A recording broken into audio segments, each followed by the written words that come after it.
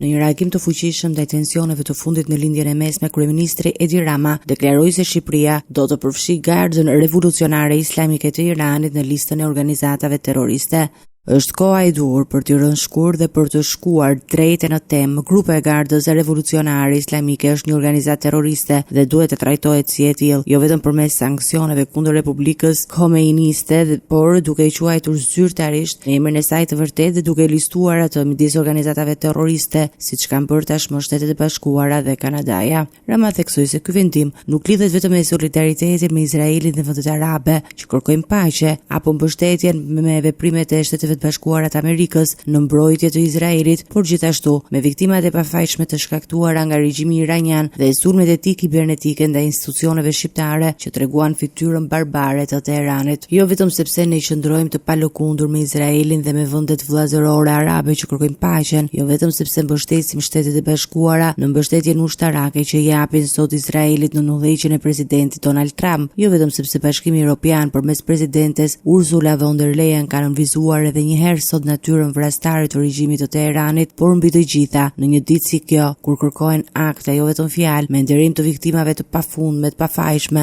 të trupave të përgjakshme të Gardës Revolucionare Islamike. Rama shpjegoi se vendimi synon të vendosë një standard të qartë ndërkombëtar dhe të nxjisë edhe vendet europiane duke listuar Gardën Revolucionare si organizatë terroriste. Ne do ta quajmë Gardën Revolucionare atë që është dhe do ta përfshijmë në listën e organizatave terroriste dhe bëjmë thirrje miqve tanë europian të bëjnë të njëjtën gjë. Kryeministri theksoi rëndësinë e ndalimit të përparimit bërthamor të Iranit dhe mbrojtjes së vendeve paqdashëse në rajon, duke nënvizuar se masa të tilla mund të shoqërohen me veprime konkrete, jo thjesht deklarata politike. Edhe kreu i Partisë Demokratike Sali Berisha gjithashtu shprehu mbështetjen për zulmin ndaj regjimit teokrat të Iranit. Ai e cilësoi këtë si një ndëshkim të menduar me krimet dhe vrasjet e qytetarëve iranian nga regjimi Ajodullahve dhe theksoi se çdo diktator ndjehet i tronditur kur sheh fatin e një tjetër diktatori. Në të njëjtën kohë, Ministria për Punët e Jashtme dhe Europë nuk ka bërë thirrje të gjithë shqiptarëve që ndodhen në Izrael të tregojnë kujdes maksimal dhe të jenë vigjilentë, ndërsa ata që jetojnë në Iran këshillohen të komunikojnë menjëherë me përfaqësi diplomatike shqiptare në rast të ndonjë situate emergjente. Vendimi i Shqipërisë pas qëroi qartë qëndrimin e saj ndaj terrorizmit dhe agresionit në lindjen e mesme, duke synuar të mbrojtë qytetarët dhe interesat kombëtare, si dhe të kontribojë në stabilitetin dhe sigurinë rajonale. Ajo shërben gjithashtu si një sinjal për komunitetin ndërkombëtar mbi seriozitetin e qeverisë shqiptare në përballjen me kërcënimet globale.